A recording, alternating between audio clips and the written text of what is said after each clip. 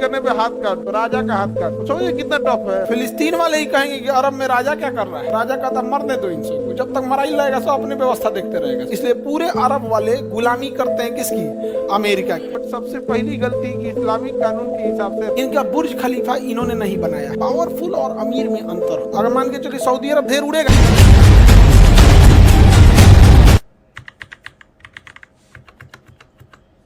Saudi का कानून लाओ, चोरी करने पे हाथ काट दो।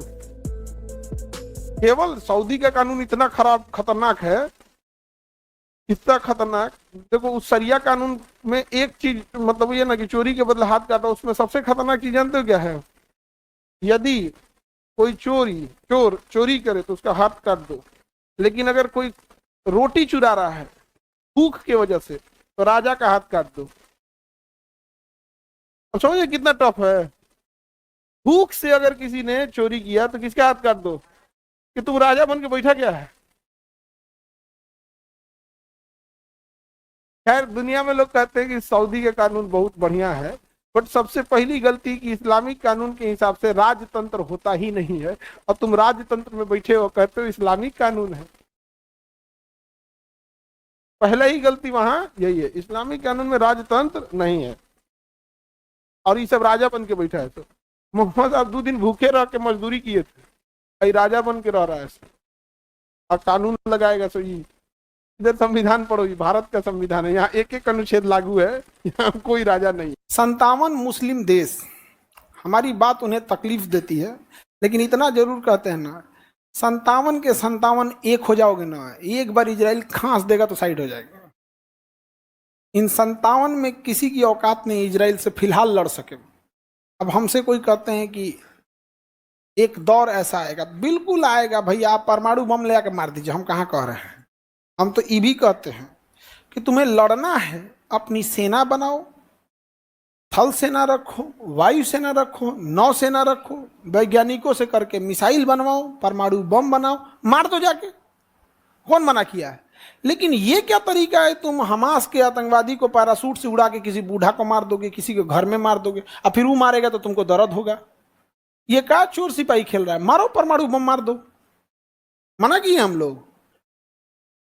लेकिन ना यहाँ पे, और इजराइल है वो जानबूझ के मारता है, क्योंकि अमेरिका क्या कराने आता है, समझौता।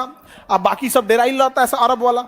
अगर मान के चलिए सऊदी अरब ढेर उड़ेगा ना, सऊदी अरब अगर ज्यादा उड़ेगा तो सऊदी अरब अगर ज्यादा उड़ने लगा तो इजराइल कहेगा, अमेरिका सऊदी अरब को कहेगा मारता तो नहीं इजराइलों को, इसको सऊदी अरब को ही मारो।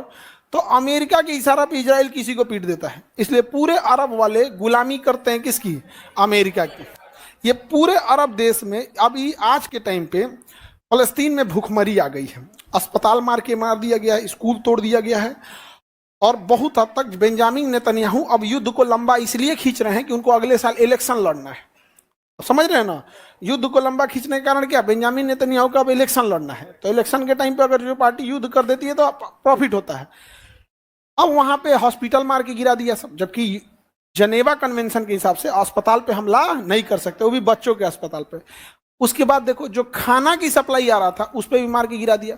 अरब वाले खाना दे तो पहुंचा दो भाई, तुम तो पूरे अमीर हो, पूरी दुनिया से काय कह रहे हो, यहाँ पर अमीर है। यहाँ पे 57 के 57 कंट्री कुछ नहीं कर सकते हैं, क्योंकि ये पावरफुल नहीं है, अमीर है। पावरफुल और अमीर में अंतर होता है। इजराइल, यूरोप, ये अमीर भी हैं और पावरफुल भी हैं। इनका बुर्ज खलीफा इन्होंने नहीं बनाया है, इनके पास तेल है, समझे। दूसरा मजबूरी भी है। फलस्तीन का कहना है कि लोकतंत्र अच्छी व्यवस्था है, और अरब में राजा है, तो ये अरब वाले अपने डराई लाता है सब कि अगर हम फलस्तीन का साथ दे दिए तो आने